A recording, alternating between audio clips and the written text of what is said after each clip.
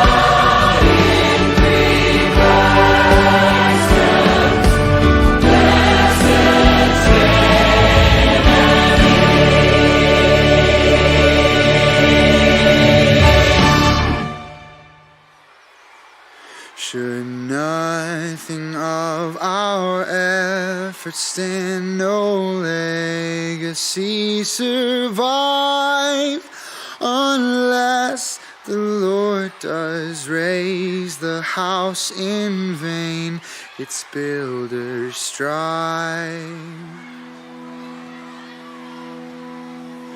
To you who boast tomorrow's gain, tell me, what is your life? A mist that vanishes at dawn. All glory be to Christ. All glory be to Christ our King. All glory be to Christ. His rule and reign will ever sing. All glory be to Christ. His will be done, His kingdom come on earth as is above. Who is Himself our daily bread? Praise Him, the Lord of love. Let living water satisfy the thirsty without price. We'll take a cup of kindness, yet all glory be to Christ. All glory be to Christ our King. All glory be to Christ. His rule and reign will ever sing. All glory be to Christ. When on the day the great I am, the faithful and the true, the Lamb who was for sinners slain is making all things new. Behold, our God shall live with us and be our steadfast light, and we shall ere His people be. All glory be to Christ. All glory be to Christ our King. All glory be to Christ. His rule and reign will ever sing. All glory be to Christ. All glory be to Christ our King. All glory be to Christ. His rule and reign will ever sing. All glory be to Christ. As we've sung about God's holiness and His glory, we realize just how sinful we are. We continue to go our own way instead of His way. His priorities are so often not our priorities. We need His forgiveness, dear friends. We need His mercy. And so we cry out to Him now in prayer, confessing our need, confessing our sin, and asking for His forgiveness. Won't you join me wherever you are as we pray the words that will come up on your screen?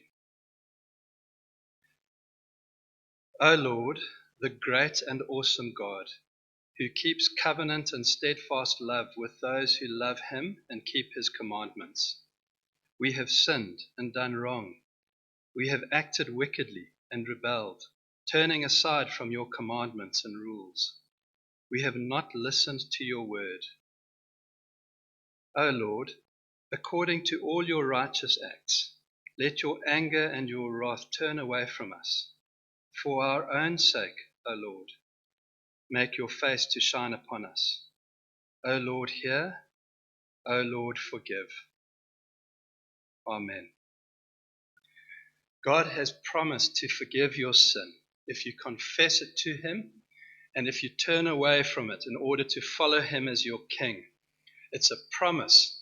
It's a glorious truth. Hold on to it and rejoice in it as we continue in prayer. Pat's going to come and lead us.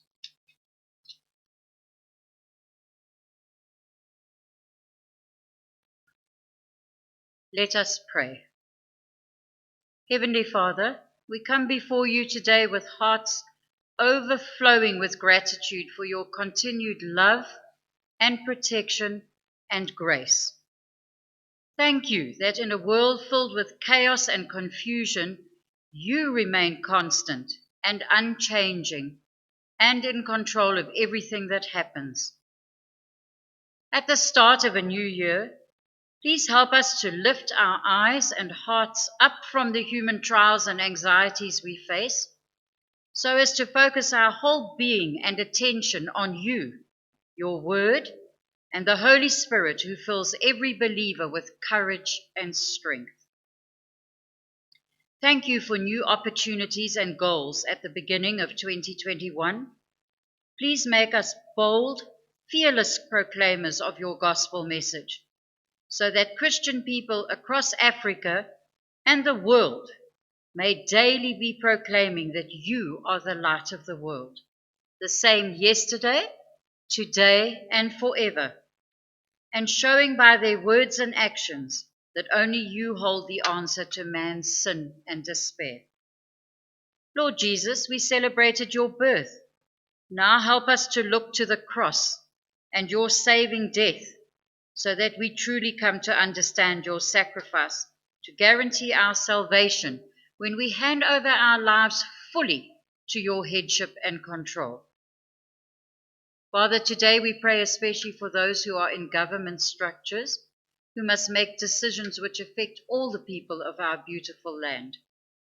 Please strengthen our state president and give him the insight to lead in a godly, positive way. Please help us as Christian people to always consider the welfare of others above our own, and to demonstrate your love and compassion to all that we meet. We give you special thanks for all who work in medical and emergency services, and ask that you will protect them as they work long and grueling shifts to provide us with care. Please help us also to be sensitive to the needs of those who are ill or lonely or afraid, and to be aware of those who are grieving. Thank you for saving us and loving us and being the rock on which we can stand, whatever the earthly circumstances we face. Please help us to be people of faith and conviction, and fill us with the power and strength we need to be real and authentic ambassadors for you. We pray all these things in the mighty, powerful name of Jesus, even Jesus Christ, our Lord and Savior. Amen.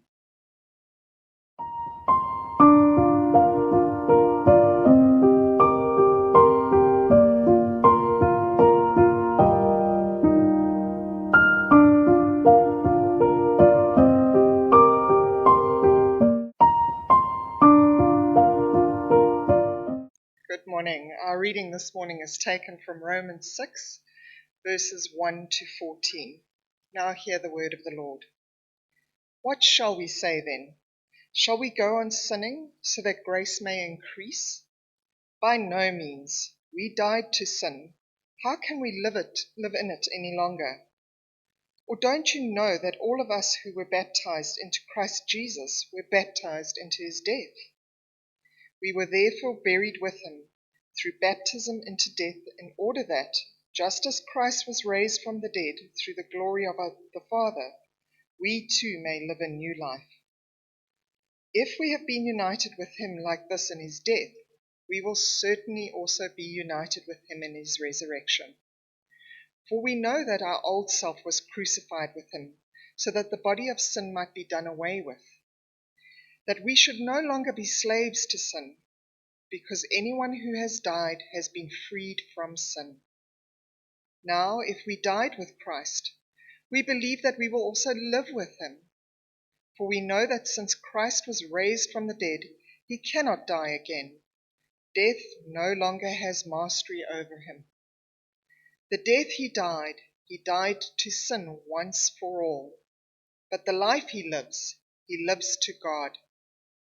In the same way, count yourselves dead to sin, but alive to God in Christ Jesus.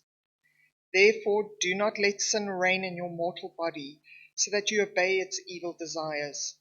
Do not offer the parts of your body to sin as instruments of wickedness, but rather offer yourselves to God as those who have been brought from death to life, and offer the parts of your body to him as instruments of righteousness. For sin shall not be your master, because you are not under law, but under grace. Those were the words of the Lord.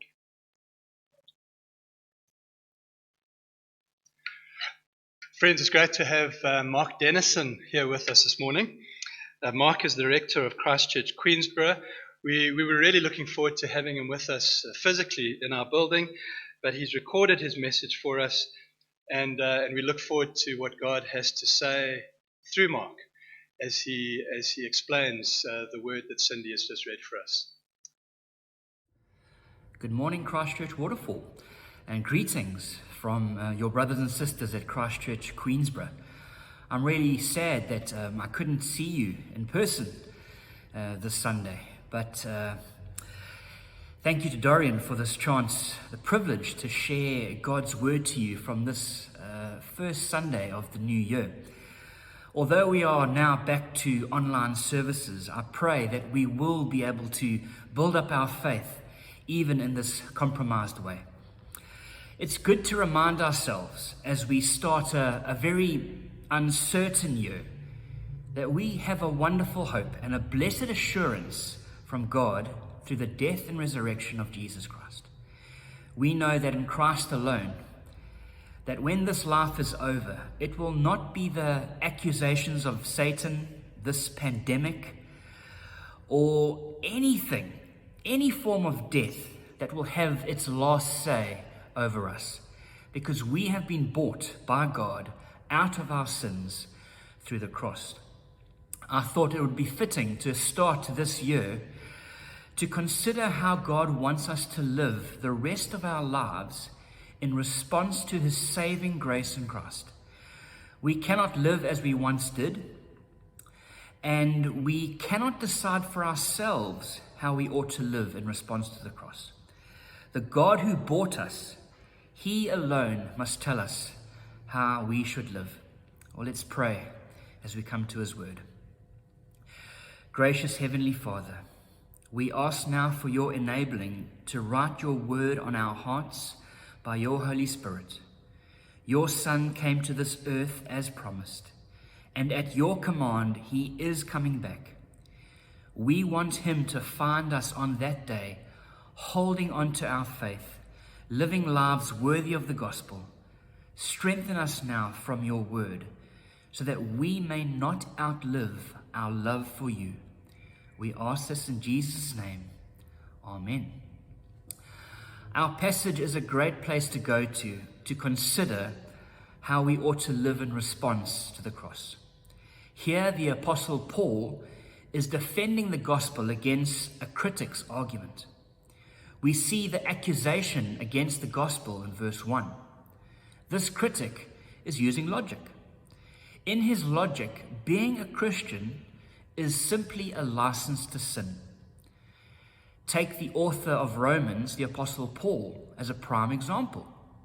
In the letter of 1 Timothy, when Paul describes his life before his conversion to Christianity, he sums himself up as the worst of sinners.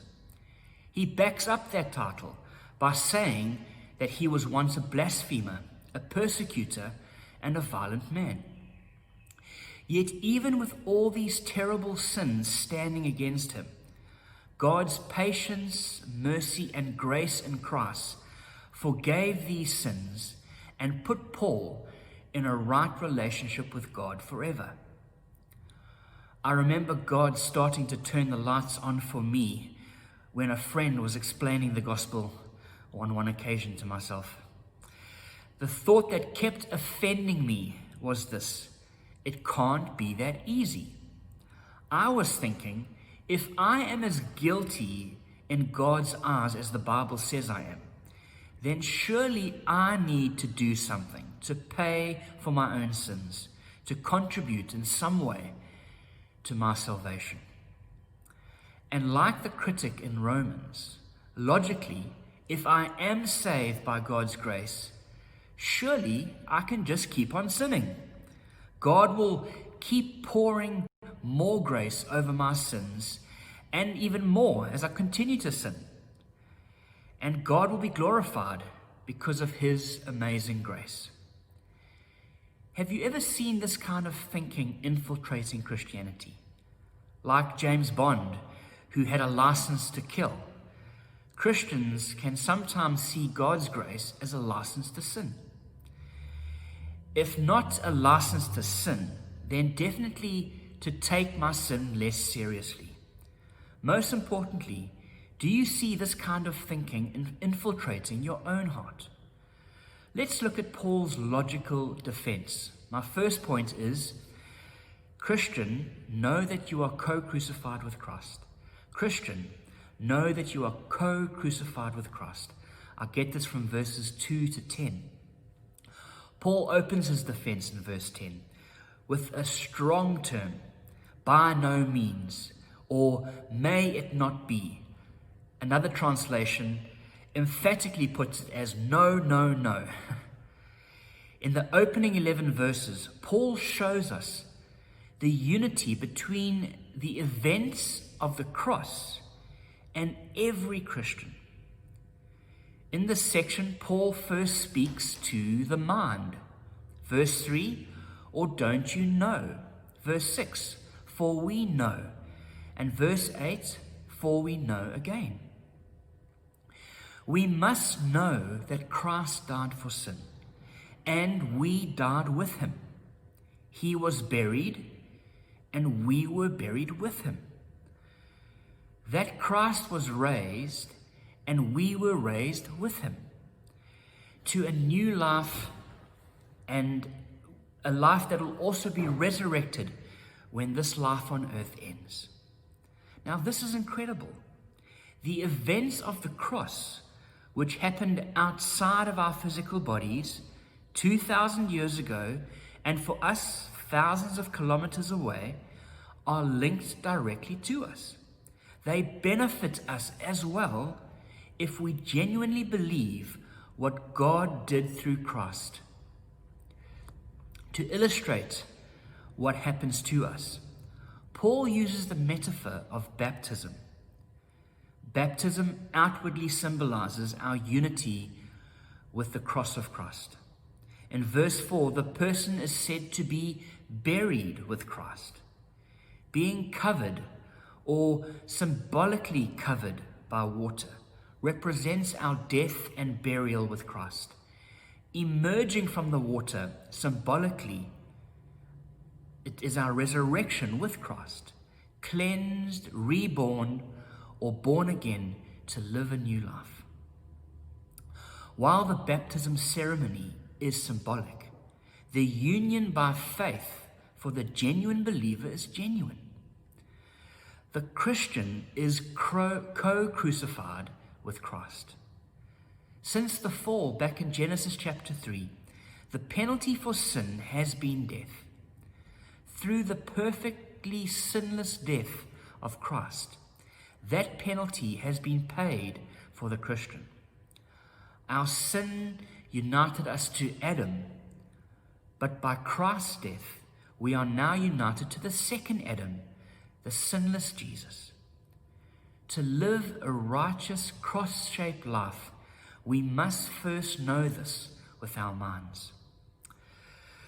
So that is what God graciously and powerfully did for every Christian through Christ. But simply knowing this is not enough. What must we do with what we know? My second point is, consider yourselves dead to sin, but alive to God. Consider yourselves dead to sin, but alive to God. Paul states this in verse 11. In the same way, count yourselves dead to sin, but alive to God in Christ Jesus. Paul first spoke about our minds, and now he is speaking about our wills. We must take this information, consider it, calculate it, or work it out in our lives. It's good to put the gospel truth in our mouths, so to say, but you must chew it. The truth of the gospel isn't automatically downloaded into us. We need to let this truth from God take root in our hearts. That day we first believed was only the beginning of a lifelong growth in our knowledge and appreciation of the gospel.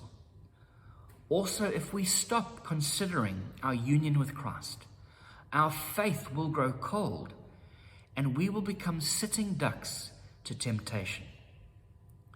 The old us, what we were before we came to faith in Christ, well, that used to be alive to sin. We used to let the desire for sin grow in our hearts and minds. We used to enjoy it and pursue the delights of sin.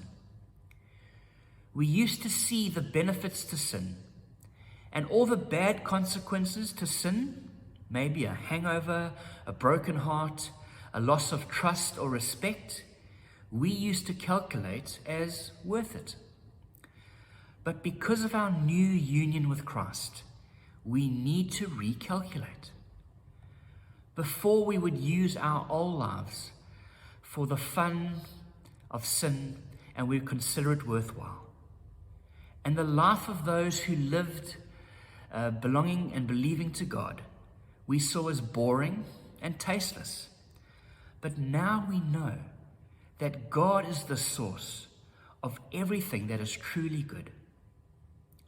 Also, when we consider that a powerful and good God had to give up his beloved Son to death for our sins, well, these truths rip off this thin mask that sin is good for me.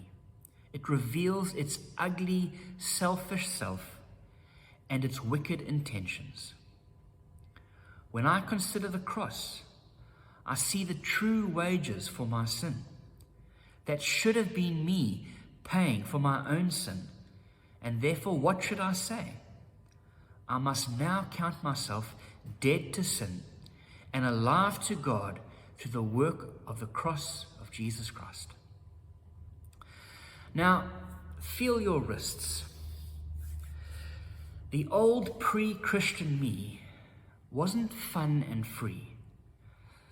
I'm told that I was a slave to sin. Without the Holy Spirit's illumination, I couldn't see that sin was bad for me. Without the Holy Spirit's power, I didn't have the strength to say no to my sin. There were actually shackles on my wrists and ankles. My mind was darkened and deceived. But when you believe that Christ died and rose for you, the wages of sin is paid in full, and you are legally, in God's sight, set free from your slavery to sin. As I'm sure you sing too at your church, my chains are gone, I've been set free, my God, my Savior, has ransomed me. So we must know the truth of our union to Christ through the gospel. We must commit this truth to our wills. And thirdly and finally, we must present ourselves as instruments of righteousness to God. We must present ourselves as instruments of righteousness to God. I get this in verses 12 to 14. This is where our faith becomes concrete action. Look from verse 12. Therefore, do not let sin reign in your mortal body, so that you obey its evil desires.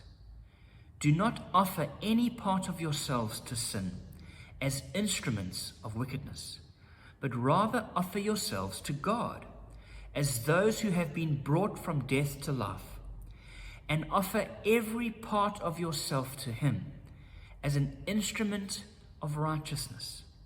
For sin shall no longer be your master, because you are not under law, but under grace. Christians will always struggle against sin in this life. In fact, in 1 Corinthians chapter 10, verse 12, Paul warns us that we mustn't be complacent or self-confident in our struggle against sin. He says, so if you think you are standing firm, be careful that you do not fall. The Bible doesn't teach that we can be sinless in this lifetime. But we must be true. It must be true of us that sin no longer reigns over us. We see this throughout the passage. Verse 1 talks about live in it. Verse 6, ruled by sin, as well as slaves to sin. Verse 12, obey its evil desires. Verse 14, well, sin is called our master. This talks about sin being in charge of us belonging to sin. From our side, it means that we give our allegiance and our obedience to sin. Imagine playing sport for your favorite team, and you're playing against your fiercest rival. In normal play, we will make mistakes, and we will give away possession to the opposition team. We will commit fouls and penalties that momentarily benefit our rivals. Hopefully, we will feel terrible when we do so. We'll apologize to our team, and we'll do our best to stop offending. When I used to coach rugby at Hillcrest High, I had some guys who had really short fuses and would almost always get 10 minutes in the sin bin, so to speak, when they get a yellow card. I would tell them leading up to the game, during our weekly practices, that to be 10 minutes off the field in the so-called sin bin, you should imagine yourself at that time as wearing your opponent's jersey. Because for those 10 minutes, you are benefiting their team. To let sin reign in you is to take off your Christian jersey and put on our old sinful jersey. Because of what Christ has done for us, sin legally no longer has mastery over us. It's like seeing your strict high school headmaster in the shopping center after you have matriculated. You instinctively want to stand up straight and pull up your socks, but legally, he no longer has any authority over you. Every part of me, my mind, every part of my body now belongs to God, the God who graciously brought me from death to life. Every part of me that Jesus saved from hell must now be used to do what is right in God's eyes. We offer every part of ourselves as instruments of righteousness. Paul concludes his argument in verse 14 by summing up his answer to the accusation all the way back in verse 1. Shall we go on sinning so that grace may increase? By no means. So grace doesn't give us as Christians a license to sin, but rather being under grace should give us a deeper understanding and a deeper desire to live for our God. This desire is rooted in a deep knowledge and appreciation of our unity with Christ. The law awakens us to our need for grace, but it is grace that gives us the power to say no to sin. Well, to conclude, when you look for evidence of God in a person's life, what do you look for? What do you see as signs in a person of genuine spirituality. A friendly and a pleasant personality, regular attendance and involvement in church, a disciplined prayer life and Bible reading routine, heartfelt praise and worship, an ever-ready and unashamed evangelist, a generous giver towards Christian ministry. Now, each of these should be normal components of a Christian life. But do you see that a life that is captivated by the gospel, that grasps our unity with Christ, will be fighting constantly against the sin in our lives? The gospel doesn't give us a license to sin, but a license to fight sin. We should all want to increasingly live the new life that Jesus died and rose again for.